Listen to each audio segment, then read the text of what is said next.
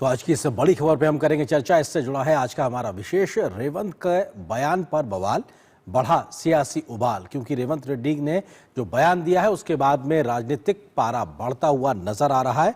सनातन विरोधी इस बयान को लेकर राजनीति गर्मा गई। इस विषय पे बात करने के लिए खास मेहमानों का पैनल मेरे साथ मौजूद है। उनका परिचय आपसे कराते हैं। अनुरुद्ध प्रताप सिंह है, प्रवक्ता है भारतीय जनता पार्टी के। इसके अलावा कांग्रेस के नेता अजय वर्मा जी हैं, समीर चौगांवकर वरिष्ठ पत्रकार। आप तीनों को बहुत बहुत स्वागत है। अजय जी, शुरुआत आपसे ही। रेवंत रेड्डी का ये बयान, क्या रेवंत रेड्डी कांग्रेस को माफी मांगनी चाहिए इस बयान पे? देखिए, रेवंत रेड्डी साहब के बयान को आप किस तरह से पेश कर रहे हैं। उन्होंने तो ऐसा कुछ कहा नहीं, लेकिन देश के प्रधानमंत्री जो सबसे ज्यादा जिम्मेदार पद पर बैठे हुए होते हैं, उनके बयान, संबित पात्रा जो अभी भाषण दे रहे थे, इनके प्रवक्ता एमपी, उनका बयान, और जेपी नड्डा जो इनके राष्ट्रीय अध्यक्ष है, उनके बयान में आपको बताना चाहता हूं, क्या इन्होंने माफी मांगी? और पूरा देश शर्मसार नहीं, पूरा संसार शर्मसार हो रहा है। ब्रह्मांड, जल थल वायु सब शर्मसार हो रहे हैं। क्या है बयान, जरा सुन लीजिए।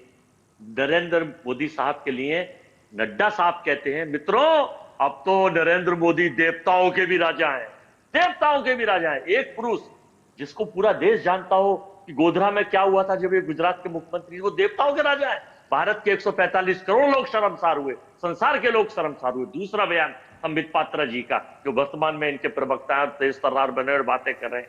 उन्होंने कहा था, भगवान जगन्नाथ भी अब तो नरेंद्र मोदी के भक्त हैं, और उसके लिए इन्होंने उपवास करा बैठकर 3 दिन के लिए कि मुझसे गलती हो गई।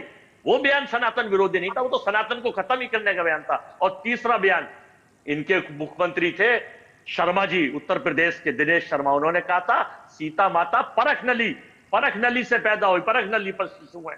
ये सनातन को, ये तो भगवान को ही। और चौथा बयान देश के प्रधानमंत्री ने। अजय जी, सर फाइनल कर रहा हूं, फाइनल। हाँ, आप ही पे आ रहा हूं सर, आप ही से आ रहा हूं, आप ही पे आ रहा हूं। अजय जी, आप ही पे आ रहा हूं। आप ये कह रहे हैं कि अगर ये गलत है, इसके लिए बीजेपी के नेता दोषी हैं, लेकिन अगर कांग्रेस के किसी नेता ने बयान दिया है तो क्या वो अपने आप में वो भी गलत, आप उसको कहेंगे या नहीं कहेंगे? मैं ये पूछ रहा हूं। मैं बताने जा रहा हूं। देश के प्रधानमंत्री को लोग आदर्श मानते हैं, हम भी मानते हैं, आप माने या ना माने मुझे नहीं पता। क्यों कि हर बात में उन्हें कांग्रेस, जवाहरलाल नेहरू, राहुल गांधी, इसी चीज, चाहे 500 सभा हो या 5000 तो हम भी ये बात इनकी बार बार इसलिए कहते हैं, अगर प्रधानमंत्री गलत है तो हम भी गलत है। अब मैं बताना चाहता हूं, प्रधानमंत्री जी ने कहा था, पहले मैं सोचा था कि मेरी माता जी ने मुझको जन्म दिया है, लेकिन नहीं, अब मुझको लगता है अब मैं शायद नॉन बायोलॉजिकल हूं। तो अपने आप ही देवता बन जाते हैं, भगवान बन जाते हैं, राम को छोटा करते हैं, उंगली पकड़ के मंदिर ले जाते हैं। अयोध्या में दलितों का ये अपमान करते हैं। रेवंत रेड्डी जी, अगर देखे, सनातन का कोई भी विरोध करेगा, वो अजय वर्मा हो, राहुल गांधी हो, वो सब गलत है। अगर सनातन का असली विरोध है, रेवंत जी ने जो कहा उससे गलत कह रहे हैं ना, उस गलत को गलत कह रहे हैं अजय वर्मा, या नहीं कह रहे हैं? रेवंत जी ने ऐसा, उन्होंने देवताओं का राजा नहीं कहा, उन्होंने अपने आप को देखिए फिर वही बात। अजय जी, आपने पूरी अपनी सियासी तकरीर कर ली, मैंने आपको नहीं टोका, आपने कहा उन्होंने ये गलत कहा, वो गलत कहा, मैं कुछ नहीं करा, लेकिन इस गलत को तो गलत कहिए आप, कि इस गलत को गलत नहीं कहेंगे जो रेवंत रेड्डी ने गलत कहा। क्या कहा देवेंद्र रेड्डी ने? आपने पढ़ा था? नहीं, पूरा सुनाया सर बयान, पूरा बयान आपको सुनाया, मैं फिर पढ़ के सुना सकता हूं, लेकिन उस गलत को गलत तो कहिए आप। इनका सियासी विरोध करिए, ठीक है, लेकिन उस गलत को गलत तो कहिए आप। देखिए, हनुमान जी के बारे में उन्होंने कहा कि कुंवारों के, वो देश के, हिंदुस्तान के हर प्रांत में चले जाइए, हनुमान जी की शादी नहीं हुई थी और लंगोट बांधते हैं। नहीं, मतलब आप उनके बयान से सहमति दिखा रहे हैं अजय जी, आप ये कह रहे हैं? नहीं, आपको रेवंत रेड्डी के बयान में कुछ गलत नजर नहीं आ रहा है? सर मैं कह रहा हूं कि बहुत सी महिलाएं तो उनका पैर भी नहीं छूती, हनुमान जी को सर मैं आपसे पूछ रहा हूं, आप नहीं, तो आप ये कह रहे हैं कि उनके बयान में कुछ गलत नहीं, कोई खत्म बात हो जाएगा। मैं कह रहा हूं, ये भारत की सनातन परंपरा को पढ़ना चाहिए। हाँ, तो आप उनके इस बयान में कुछ गलत नहीं मान रहे। अनुरुद्ध प्रताप जी वो कह रहे हैं कि साहब, रेवंत रेड्डी के बयान में कुछ गलत नहीं है, बल्कि बीजेपी की ओर से प्रधानमंत्री स्वयं और तमाम बड़े नेताओं को उन्होंने जिक्र कर दिया कि आप लोगों ने सनातन विरोधी बयान दिए हैं मौकों पर। अनुरुद्ध जी, हरेंद्र जी, कहां तक कांग्रेस के लोगों से या उनके इंडी अलायंस के पार्टनर से आप माफी मंगवाएंगे? अरे माफी मांगते मांगते इनके गला बैठ जाएगा। नेहरू जी से अगर माफी शुरू होगी ना, कहां तक जाएंगे भाई? अभी के देखिए, इंडी अलायंस किनके पार्टनर हैं। रेवंत रेड्डी इतना घटिया बयान देते हैं। अरे भैया, चीफ मिनिस्टर है, हिंदुओं का भी वोट आपको मिला है, आप चीफ मिनिस्टर होकर इस तरह घटिया बयान देते हैं। और तो और सुक्खू जी को देखिए, जहां ज्वाला देवी हैं, ये राधे राधे कहने से भाग जाते हैं, किसी और दूसरे के साथ ऐसा करके देखते। इनके दूसरे पार्टनर इंडिया अलायंस के स्टालिन है, वो तो सनातन को डेंगू मलेरिया पता क्या क्या करते और बड़ा सा वहां पर समागम करते हैं बैठ के। राहुल गांधी की यात्रा में वो प्रीस्ट चल रहा था जो ये कहता था कि भारत की धरती पर अगर मैं पैर रखूंगा तो मेरे पैर गंदे हो जाएंगे। इनके दूसरे इंडिया अलायंस के पार्टनर हैं अखिलेश यादव, वो कहते हैं जिस दिन हमारी सरकार, उनकी सरकार आनी नहीं है, जिस दिन हमारी सरकार आ जाएगी उस दिन मैं रामलला के मंदिर की तरफ बुलडोजर कर दूंगा। इतनी गंदी मानसिकता के लोग हैं ये लोग, कहां तक माफी मंगवाएंगे। और तो और नेहरू जी की और पोल पट्टी खुल गई कि नेहरू जी तो बाबरी मस्जिद बनवाना चाह रहे थे। बात तो सही है कि कहां तक ये लोग माफी मांगेंगे। और नेहरू जी तो डिस्कवरी ऑफ इंडिया में लिखे, वो एक्सीडेंटल हिंदू थे, उनको तो मुस्लिम कल्चर बड़ा अच्छा लगता था। तो कहां तक इन लोगों से आप माफी मंगवाते फिरेंगे, इनके मुंह घिस जाएंगे माफी मांगते मांगते। अनिरुद्ध जी वो ये कह रहे हैं कि आप अपने अपने बयान पे माफी नहीं मांग रहे तो हम क्यों मांगे। वो कह रहे साहब आप मांगे तो हम भी मांग लेंगे माफी।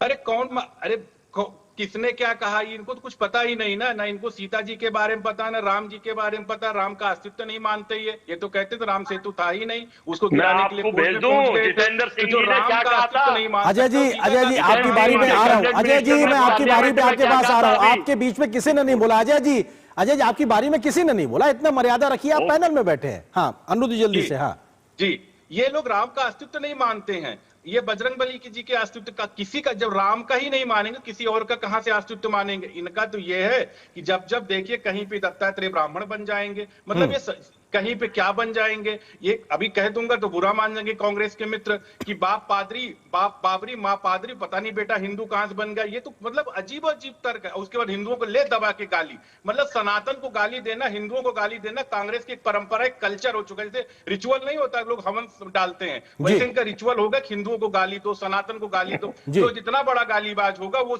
कांग्रेस का सबसे बड़ा नेता होगा। ठीक है समीर जी सवाल ये है कि साहब इधर से भी आरोप लग रहा है कि साहब आपने ऐसा बयान दिया, उधर से आरोप लग रहा है आपने बयान दिया। वो कह रहे साहब आप माफी मांगिए, आप माफी मांगिए। तो आखिर इस माफी नामे के बीच में सियासत हो रही है या सच में अपने आप में ये एक तरीके से सीरियस बात है कि जहां पे सनातन का विरोध होता है तो लोगों को खड़े होना चाहिए। समीर जी देखिए, मुझे लगता है कि तेलंगाना के जो मुख्यमंत्री है रेवंत रेड्डी, उन्हें इस तरीके से बयान से बचना चाहिए था। एक वो मुख्यमंत्री है, वो अपनी बात को और बेहतर तरीके से किसी और शब्दों में कह सकते थे। उनका जो मकसद था वो एक, जो मैंने भी उसके पूरे प्रकरण को देखा है, वह सीधे सीधे एक व्यंग्यात्मक था, एक हंसी उड़ाने का था, एक खिल्ली उड़ाना हिंदू धर्म की, और हिंदू धर्म को कमतर बताने की कोशिश के रूप में उन्होंने उसका जिक्र किया था। और देखिए ऐसा नहीं है कि पहली बार हुआ है, अगर साउथ से आप देखोगे तो रेवंत रेड्डी ने इसका जिक्र करा। कर्नाटका के जो कैबिनेट में जो मंत्री और कांग्रेस के मल्लिकार्जुन खड़गे जो अध्यक्ष, उनके बेटे ने किस तरीके से जिक्र करा। डीएमके के जो मुख्यमंत्री, उनके बेटे कैसे जिक्र करते हैं कि भाई सनातन डेंगू है, इस धर्म को खत्म हो जाना चाहिए। तो ये लगातार एक दक्षिण से इस तरह की जो मानसिकता है वो लगातार इस तरीके से हावी हुई जा रही है। और कांग्रेस के ऊपर तो अब जिस तरीके से प्रधानमंत्री मोदी ने जिक्र किया था, अभी जब बिहार के चुनाव के बाद जब भाजपा कार्यकर्ताओं को संबोधित कर रहे थे, प्रधानमंत्री ने कहा था कि भाई कांग्रेस अब जिन्ना वाली माओवादी कांग्रेस है।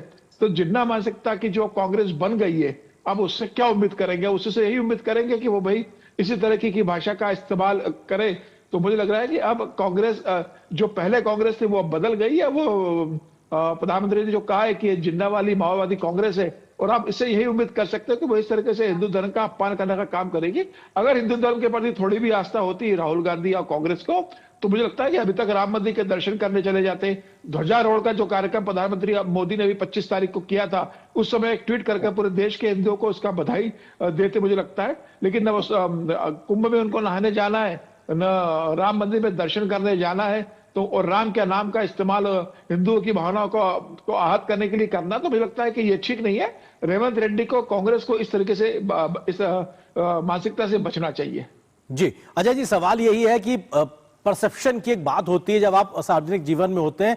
कांग्रेस के तमाम नेता इस प्रकार के बयान देते हैं जो कहीं उन्हें एक वर्ग के साथ खड़ा करते हुए दिखाई पड़ते हैं। तो ये अपने आप में तुष्टिकरण के आरोप जो लगातार बीजेपी लगाती है कांग्रेस पर, उसी की एक बढ़ती कड़ी के तौर पर रेवंत रेड्डी का ये बयान है, जो एक तरीके से उनकी आपकी जो पॉलिटिक्स है, जो अपनी कास्ट पॉलिटिक्स है, उसके लिहाज से उसको फायदेमंद दिखाता है। अजय जी देखिए, कलम के सिपाही अगर सो गए तो सियासत के ये ताज बतन बेच देंगे। समीर चौबांकर साहब बड़े अच्छे आदमी हैं, अच्छा लिखते हैं, अच्छा पढ़ते हैं, लेकिन जब भाजपा की शेल कंपनी और मुखौटा चेहरा के रूप में काम करते हैं तो इनसे उम्मीद यही की जा सकती है कि केवल कांग्रेस विरोध में इस कदर हो जाएंगे कि देश हित भूल जाएंगे। जितेंद्र सिंह जो इनके मंत्री हैं वर्तमान में, पार्लियामेंट में उनकी एक स्पीच भेज रहा हूं आपको और वो वीडियो भेज रहा हूं। उन्होंने कहा था कि राम सेतु का कोई अस्तित्व ही नहीं था, राम सेतु के जो पुराने बातें, ये तो इन्होंने नकारा। संसद की कार्यवाही बता रहा हूं, जितेंद्र सिंह जो इनके मंत्री है उनका स्टेटमेंट है, आपको बयान भेज दूंगा कि उन्होंने कहा था कि राम सेतु का अस्तित्व नहीं था। ये रात की बात करते हैं। अब दूसरा जो मैंने कहा था, ये ऑन रिकॉर्ड्स कह रहा हूं और सारे वीडियो हैं मेरे पास कि देवताओं के राजा, ये कहते हैं पता नहीं क्या क्या। ये शर्मिंदगी नहीं महसूस करेंगे क्योंकि ये नॉन बायोलॉजिकल लोगों के शिष्य हैं। इन्हें दूसरों के तुलनात्मक अध्ययन हाथी से हाथी का करिए, चींटी से चींटी का करिए। अगर मुख्यमंत्री प्रधानमंत्री से प्रधानमंत्री का करना करिए। दूसरी, सरदार वल्लभ भाई पटेल ने कभी पंडित जवाहरलाल नेहरू ने बाबरी मस्जिद के लिए नहीं कहा, उस वक्त गृह मंत्री था। ये भी झूठ फैलाते हैं, नैरेटिव करके लाते हैं, क्योंकि पात्रा साहब और इनका आईटी सेल और इनका अफवाह गैंग झूठी सीडी और झूठ बोलना और बाद में बार बार बोलो, जोर से बोलो, तेज बोलो, झूठ बोलो। सर बढ़िया तरीके से बोलते हैं अजय जी, आपके मुकाबले यहाँ कोई नहीं बोल पाएगा। जिस तरीके से आप बोल रहे हैं मिमिक्री करके, वो ऐसा तो शायद कोई नहीं बोल पाएगा। सर ये ठीक है, ठीक है। अनिरुद्ध जी जल्दी से, मतलब वो ये कह रहे हैं कि साहब आप लोग झूठ बोलते हो, गलत तरीके से उसको प्रचार करने का काम करते हैं। हरेंद्र जी, समीर जी इनके लिए बड़े अच्छे हो जाते हैं। अगर हिंदुओं को गाली पड़ती तो और चुप हो जाते, कुछ ना बोलते, तो इनके लिए बड़े अच्छे हो जाते। मैं कह रहा हूं समीर जी से ही पूछ लीजिए या किसी भी से भी पूछिए जो सीनियर जर्नलिस्ट हो, कि जब नेहरू जी प्रधानमंत्री थे उस टाइम अयोध्या में डीएम हुआ करते ना, क्योंकि मैं अयोध्या का रहने वाला हूं और मेरे उसी गांव का नाम है जहां पे राजा दशरथ की हाथी बांधी जाती, उसका नाम पील खाना था, इसलिए मेरे गांव का नाम उसी से पड़ गया। वहां पे नायर डीएम हुआ करते थे और नेहरू जी और गोविंद बल्लभ पंत जी चीफ मिनिस्टर हुआ करते। नेहरू जी ने कहा कि राम मंदिर, रामलला का जो मूर्ति है उस मूर्ति को आप हटा दीजिए और मूर्ति हटा के वहां पे जो बाबरी ढांचा है उसको हम फिर से स्ट्रक्चर्ड बनाएंगे। सरदार पटेल जी ने मना किया। नायर उस टाइम डीएम थे, क्योंकि वो ब्राह्मण होते हैं केरल के, नेहरू जी जैसे नहीं थे वो कि नहर किनारे से नेहरू पड़ गए थे, तो उन्होंने मना किया, नहीं ऐसा नहीं होना चाहिए। तब जाके किसी तरीके से, लेकिन फिर भी नेहरू जी की मानसिकता, राजीव जी की मानसिकता, इन लोगों की यही रही। अरे मैं ये नहीं बोल रहा, कोटेड बोल रहा हूँ, ये तो आर्काइव में मिल जाएगा। गलत बोल रहे हैं,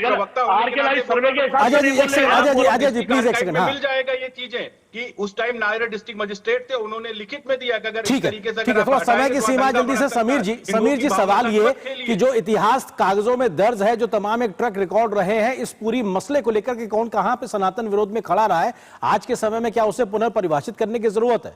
समीर जी देखिए, मुझे लगता है कि 2014 के बाद के जिस तरीके से प्रधानमंत्री मोदी ने एक हिंदुत्व को एक प्रकार से जो गर्व की बात की, सनातन की बात करते हैं, मुझे लगता है कि कांग्रेस को भी उसका कम से कम समर्थन नहीं करना तो विरोध भी नहीं करना चाहिए। आप देखिए, अगर हिंदुस्तान में रहकर आप सनातन का विरोध करोगे और आप पूरी तरीके से मुस्लिम तुष्टिकरण की राजनीति करोगे तो मुझे लगता है कि कांग्रेस के लिए भी एक भविष्य की राजनीति के लिए बहुत गलत होगा। मुझे लगता है कि कांग्रेस अब को समझना चाहिए कि अब देश बदल चुका है, देश की विचारधारा जो है वो पूरी सनातनमय हो चुकी है, भगवामय हो चुकी है।